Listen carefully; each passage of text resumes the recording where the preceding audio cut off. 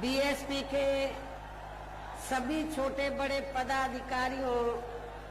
एवं कार्यकर्तागण, आज आप लोग उत्तर प्रदेश में विधानसभा के लिए हो रहे आम चुनाव में कोरोना नियमों का पालन करते हुए अपनी पार्टी के कानपुर मंडल के उम्मीदवारों के समर्थन में मुझे सुनने के लिए यहाँ भारी संख्या में, यहाँ लाखों लाखों की संख्या में इकट्ठा हुए हैं, तो उसके लिए मैं आप सभी लोगों का हार्दिक दिल से आभार प्रकट करती हूँ। और अब मैं सबसे पहले अपनी पार्टी के संबंध में ये कहना चाहूंगी कि हमारी पार्टी ये चुनाव उत्तर प्रदेश की सभी विधानसभा की सीटों पर अकेले अपने बलबूते पर ही पूरी तैयारी व दमदारी के साथ लड़ रही है। इसके साथ ही यहाँ सन 2007 की तरह फिर से अपनी पार्टी की पूर्ण बहुमत की सरकार बनाने के लिए लड़ी है, ताकि आपको वर्तमान में भाजपा के चले रहे जातिवादी, संकीर्ण, अहंकारी व तानाशाही वाले शासन से मुक्ति मिल सके। इसके साथ ही हमारी पार्टी ने पूर्व की तरह इस चुनाव में भी बीएसपी से जुड़ने की तादाद को ध्यान में रखकर फिर उसी अनुपात में ही यहाँ सर्व समाज के लोगों को टिकट भी दिए हैं। और अभी चुनाव में आप लोगों को अपना वोट कांग्रेस, बीजेपी, सपा व अन्य विरोधी पार्टियों को न देकर केवल अपनी एकमात्र हितैषी पार्टी बीएसपी को ही देना क्यों जरूरी है, इसे आप लोगों को समझना होगा। हालांकि इस संदर्भ में आप लोगों को ये मालूम है कि आजादी के बाद शुरू में काफी लंबे समय तक केंद्र व उत्तर प्रदेश सहित देश के अधिकांश राज्यों में भी कांग्रेस पार्टी की ही अकेले यहाँ सरकारें रही हैं, किंतु इनकी गलत नीतियों एवं गलत कार्य प्रणाली की वजह से ही अब ये कांग्रेस पार्टी केंद्र व काफी राज्यों के साथ साथ यहाँ उत्तर प्रदेश की भी सत्ता से बाहर हो चुकी है। इसके साथ ही ये पार्टी कांग्रेस पार्टी जबरदस्त जातिवादी होने के कारण शुरू से ही हर मामले में खासकर यहाँ दलित, आदिवासी व अन्य पिछड़ा वर्ग विरोधी पार्टी भी रही है और अभी भी है, जिस कारण ही केंद्र में रही इस पार्टी की सरकार ने इन वर्गों के मसला व भारतीय संविधान के मूल निर्माता परम पूज्य बाबा साहब डॉक्टर भीमराव अम्बेडकर को भारत रत्न की उपाधि से भी सम्मानित नहीं किया था, जिसके लिए वो हर प्रकार से पात्र भी थे। इतना ही नहीं बल्कि इनकी मूवमेंट को आगे बढ़ाने के लिए अपनी पूरी जिंदगी समर्पित करने वाले मान्यवर श्री कांशीराम जी के देहांत होने पर भी केंद्र में उस समय इसी कांग्रेस पार्टी की रही सरकार ने उनके आदर सम्मान में एक दिन के लिए भी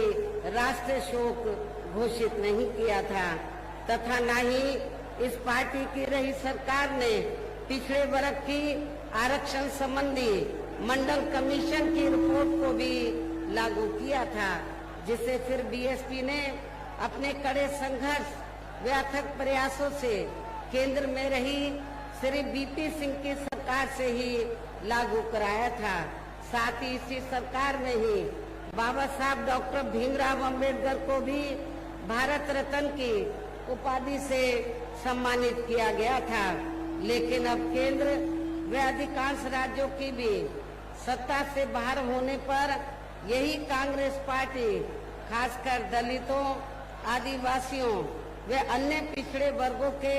वोटों की खातिर आए दिन किस्म किस्म की नाटकबाजी करती रहती है, जबकि इन वर्गों के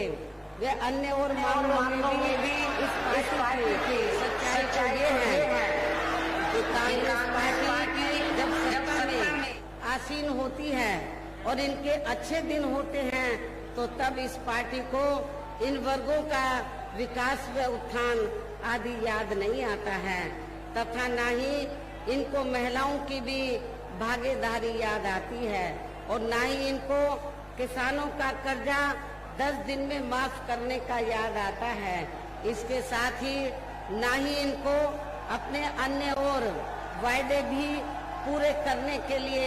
याद आते हैं। इस मामले में यही हाल अब हमें यहाँ अन्य विरोधी पार्टियों का भी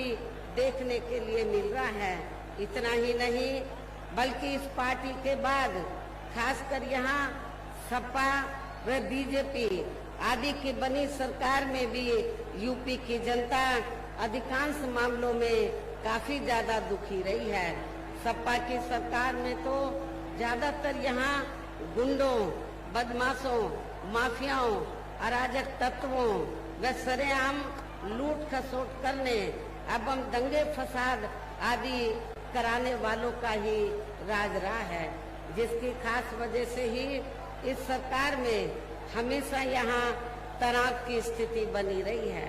प्रदेश में विकास के कार्य भी ज्यादातर यहाँ एक विशेष क्षेत्र व एक विशेष समुदाय के लोगों तक ही सीमित होकर रह गए हैं। खासकर दलितों व अति पिछड़े वर्गों तथा इनके संतों, गुरुओं व महापुरुषों आदि के साथ तो हर स्तर पर अधिकांश समय इनका सोतेला रवैया ही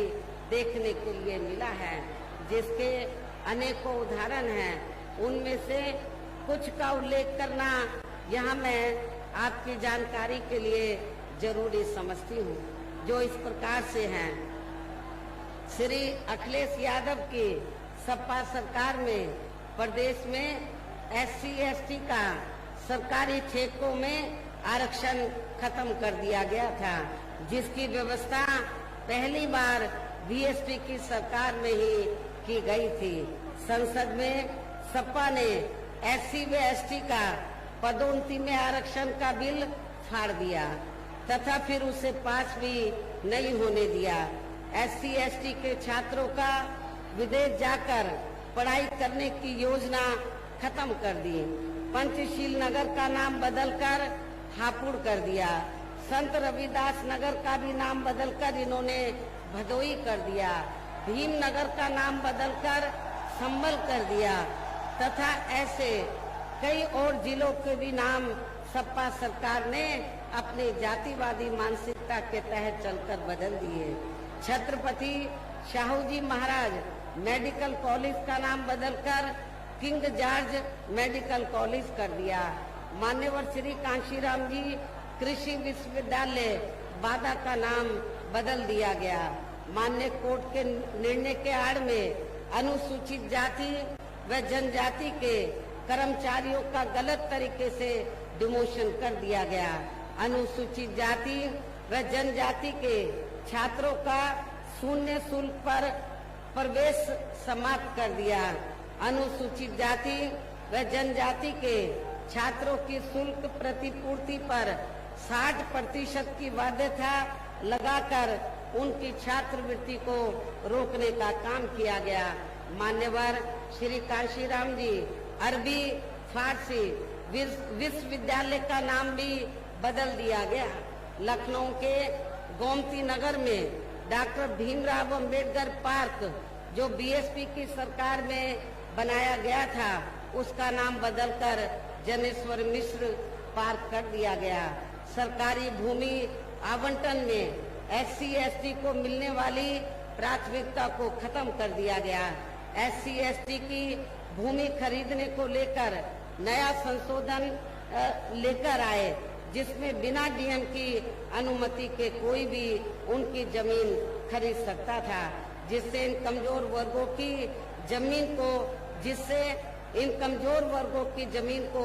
हथियाया जा सके। इस प्रकार से सपा व श्री अखिलेश यादव का दलितों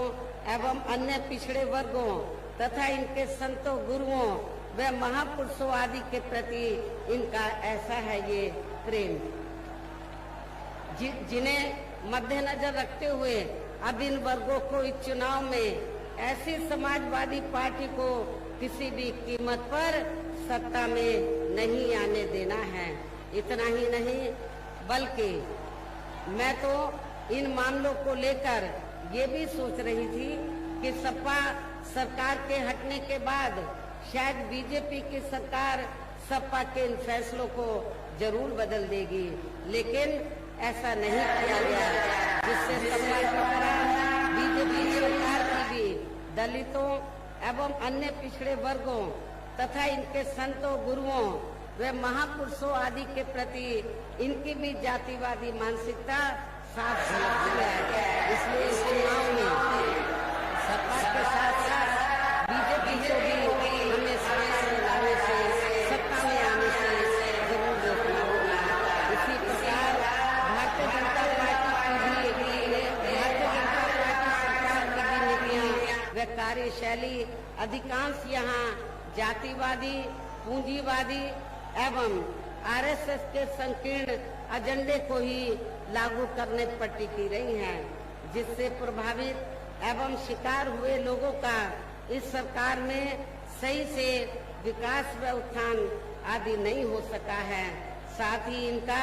हर स्तर पर काफी ज्यादा शोषण व उत्पीड़न आदि भी किया गया है। धर्म के नाम पर हमेशा इस तरह नफरत आदि का वातावरण ही बना रहा है। प्रदेश में अपराध भी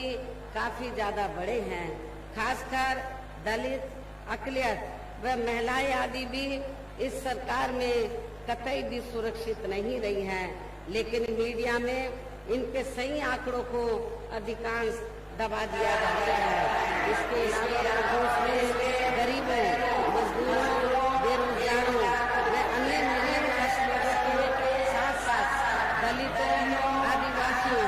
अन्य पिछड़े वर्गों, मुस्लिम व अन्य धार्मिक अल्पसंख्यक समाज के लोगों के हित व कल्याण के लिए वर्षों से जो भी यहाँ सरकारी योजनाएं चल रही थी, तो उनका भी इन्हें वर्तमान भाजपा सरकार में सही से लाभ नहीं मिल पा रहा है। साथ ही दलितों व पिछड़ों को भी अब आरक्षण का पूरा लाभ नहीं मिल पा रहा है, क्योंकि इन्होंने बड़े बड़े सरकारी कार्य ज्यादातर प्राइवेट सेक्टर के जरिए ही कराए हैं, जिसमें इन वर्गों के लिए आरक्षण की कोई भी व्यवस्था नहीं है। सरकारी नौकरियों में भी इनका आरक्षण का कोटा पूरा नहीं किया गया है। मुस्लिम व अन्य धार्मिक अल्पसंख्यक समाज के लोगों के साथ तो बीजेपी की सरकार में अधिकांश यहाँ पक्षपात वाला रवैया ही अपनाया गया है। विशेषकर मुस्लिम समाज तो इस सरकार में सबसे ज्यादा दुखी रहा है। इतना ही नहीं, बल्कि इस बार बीजेपी की सरकार में अपर कास्ट समाज में से प्रबुद्ध वर्ग भी और प्रबुद्ध वर्ग में से खासकर ब्राह्मण समाज भी हर मामले में अपने आप को काफी ज्यादा उपेक्षित महसूस करता रहा है। इसके अलावा इनके गलत आर्थिक नीतियों के कारण यहाँ गरीबी, बेरोजगारी व महंगाई आदि भी काफी ज्यादा बढ़ी है।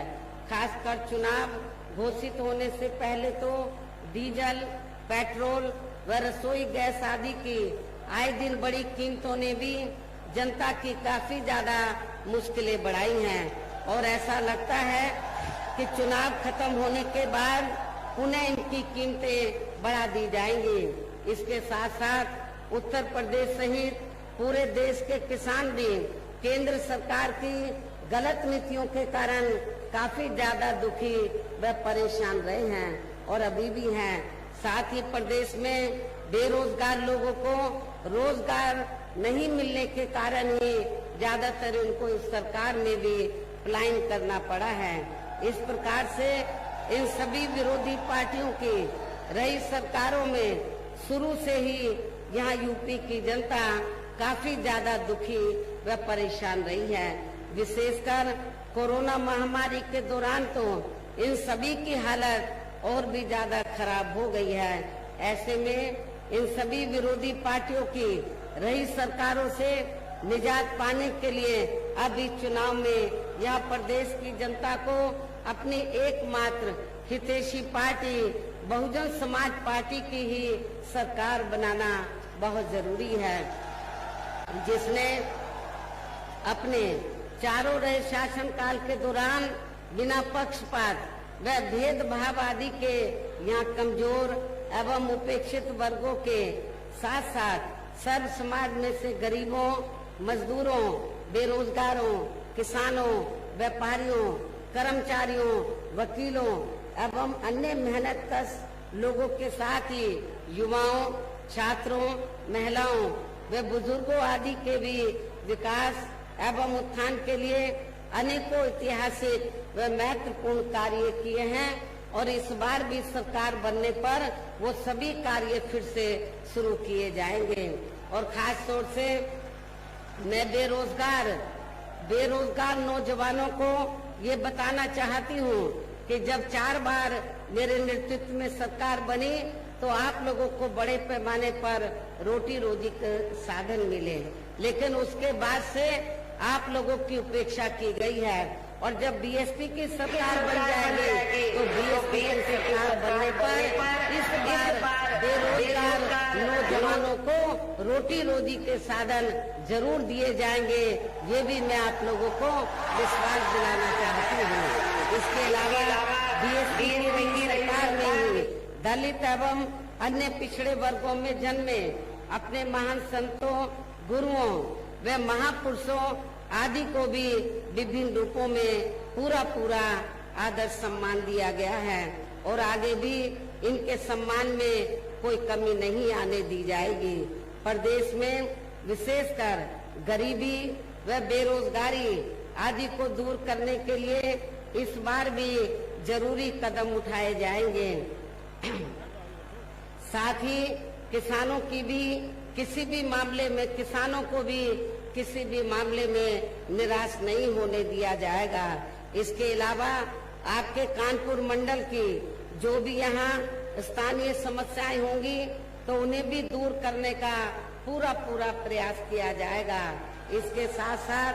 केंद्र व यूपी सरकार के भी विवादित नियमों व कानूनों को यहाँ लागू नहीं दिया जाएगा। इसके साथ ही बीएसपी की सरकार बनने पर यहाँ बीजेपी व सपा आदि के शासनकाल की तरह कानून व्यवस्था को किसी भी कीमत पर खराब व लचर नहीं होने दिया जाएगा। मेरी सरकार में उन्नाव की तरह हमारे दलित वर्ग की बहन बेटियों को तो 2-2 महीने उनकी हत्या करके गड्ढों में नहीं गाड़ने दिया जाएगा। जैसे उन्नाव में आप लोगों को ये घटना देखने के लिए मिली है तथा हर स्तर पर यहाँ कानून द्वारा कानून का राज ही कायम किया जाएगा। जाति व धर्म के आधार पर यहाँ लोगों का किसी भी प्रकार से शोषण व उत्पीड़न आदि नहीं होने दिया जाएगा, जैसा कि वर्तमान भाजपा सरकार में हो रहा है। खासकर कानून व्यवस्था को बेहतरीन बनाने के लिए विशेष अभियान के तहत व दलगत राजनीति से ऊपर उठकर यहाँ गुंडों, बदमाशों, माफियाओं व अन्य आपराधिक एवं अराजक तत्वों को भी जेल की सलाखों के अंदर भेजा जाएगा, जहाँ मेरी सरकार में इनकी जेल के बाहर नहीं बल्कि जेल के अंदर ही सही जगह होती है। इतना ही नहीं बल्कि वर्तमान भाजपा सरकार ने जाति, धर्म व राजनीतिक द्वेष की भावना के तहत जिन लोगों को खासकर धरना प्रदर्शन आदि के नाम पर जबरदस्ती गलत धाराओं में फंसा के उन पर अनेकों केस चलाए हुए हैं, तो उन मामलों की भी सही से जांच करा के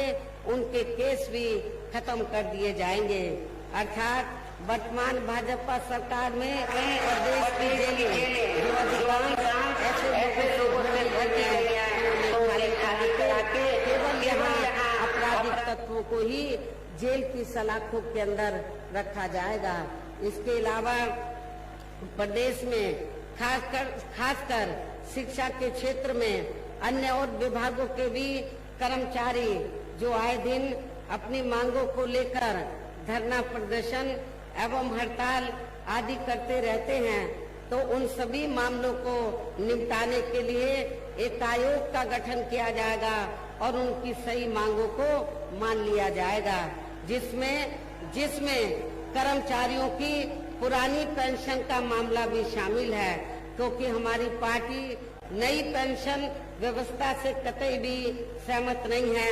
इसलिए बीएसपी की सरकार बनने पर फिर पुरानी पेंशन व्यवस्था को ही लागू किया जाएगा। इसके साथ साथ मैंने पार्टी के विभिन्न कार्यक्रमों के दौरान सर्वजन हिताय व सर्वजन सुखाय को लेकर जो भी कार्य करने के लिए कहा है, तो उन पर भी जरूर अमल किया जाएगा। लेकिन ये सभी कार्य करने के लिए इस चुनाव में यहाँ बीएसपी को सत्ता में लाना बहुत जरूरी है, जिसके लिए अपनी पार्टी के लोगों को वोट पड़ने तक यहाँ सभी विरोधी पार्टियों के साम दाम दंड भेद आदि हथकंडों से भी जरूर सावधान रहना है। और इस मामले में विरोधी पार्टियां चुनाव होने से कुछ समय पहले व चुनाव के दौरान भी अपने अपने पक्ष में हवा बनाने के लिए खासकर मीडिया व ओपिनियन पोल एवं सर्वे आदि का जो बड़े पैमाने पर गलत इस्तेमाल करती हैं, तो उससे भी आप लोगों को बिल्कुल भी गुमराह नहीं होना है। जैसे सन 2007 के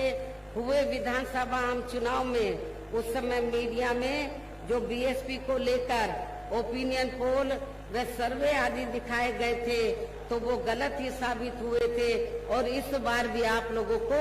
गलत साबित करना है। इसके साथ ही पूर्व की तरह इस चुनाव में भी विरोधी पार्टियों ने विभिन्न रूपों में जो अपने हवाई व प्रलोभन भरे चुनावी घोषणा पत्र आदि जारी किए हैं, जिन्हें सत्ता में आने के बाद ये पार्टियां अधिकांश अमल में नहीं लाती हैं, तो उनके बहकावे में भी आपको कतई नहीं आना है, जिन पर से अब जनता का काफी हद तक विश्वास ही उतर गया है। इसलिए इस मामले में बीएसपी किसी भी चुनाव में विरोधी पार्टियों की तरह अपना कोई भी चुनावी घोषणा पत्र आदि जारी नहीं करती है। वैसे भी बीएसपी कहने में बहुत कम बल्कि कार्य करके दिखाने में ही ज्यादा विश्वास रखती है, और ऐसा हमने यहाँ यूपी में अपनी चारों रही सरकारों के दौरान करके भी दिखाया है। इसके साथ ही यहाँ मैं आप लोगों को ये भी कहना चाहती हूँ कि हमारी पार्टी की चारों रही सरकारों ने प्रदेश में बिगड़ी हुई कानून व्यवस्था को सुधारने के साथ साथ प्रदेश के विकास व आम जनहित के लिए जो असंख्य अति महत्वपूर्ण कार्य किए हैं, वो अभी तक यहाँ किसी भी विरोधी पार्टी की रही सरकार ने नहीं किए हैं, बल्कि ज्यादातर उन्हीं कार्यों के नाम व स्वरूप आदि बदलकर अब विरोधी पार्टियों की सरकारें उन्हीं को ही भुनाने में लगी हैं। लेकिन उन कार्यों के प्रति इनकी नीयत व सोच सही नहीं होने के कारण उसमें भी ये पार्टियां ज्यादा सफल नहीं हो पा रही हैं। और अब मेरा यही कहना है कि आप लोगों को इस चुनाव में अपने हित व कल्याण के लिए या फिर से यूपी में बीएसपी की सर्वजन हिताय व सर्वजन सुखाय की नीतियों पर आधारित सरकार बनाना बहुत जरूरी है। और इसके लिए पार्टी के लोगों को वोट पड़ने वाले दिन सबसे पहले सुबह उठते ही व समय से अपने अपने पोलिंग बूथों पर अपना वोट डालने के लिए जरूर जाना है। और इस मामले में हमारी महिलाएं भी पीछे नहीं रहेंगी। इसके साथ ही आपका वोट अन्य कोई व्यक्ति ना डाल सके, इसका भी आप लोगों को खुद ही ध्यान रखना है। इसके साथ साथ अपनी पार्टी का कोई भी वोट पड़ने से ना रह जाए, तो उसका भी पार्टी के हर पोलिंग बूथ की कमेटी को विशेष ध्यान रखना है। इन्हीं जरूरी बातों के साथ ही अब मेरी बीएसपी के लोगों से यही अपील है कि पार्टी ने यहाँ के कानपुर मंडल में जिन भी विधानसभा की सीटों पर अपने उम्मीदवारों को चुनाव के मैदान में उतारा है, जो यहाँ आपके बीच में मौजूद भी हैं, तो उन्हें आप लोगों को वोट वाले दिन अपनी पार्टी के हाथी चुनाव चिन्ह के सामने वाले बटन को दबाकर जरूर जिताना है। और फिर से आपको यहाँ सन 2007 की तरह ही बीएसपी की अपनी बहुमत की सरकार जरूर बनाना है। सभी प्रदेश में अमन चैन कायम होने के साथ यहाँ सभी वर्गों के लोगों का भी सही आगे हो सकता है। साथ ही यहाँ अन्याय अपराध है, भ्रष्टाचार मुक्त एवं विकास युक्त वातावरण भी पैदा हो सकता है। और तभी फिर यहाँ परम पूज्य बाबा साहब डॉक्टर भीमराव अंबेडकर एवं मान्यवर श्री कांशीराम जी आदि का भी सपना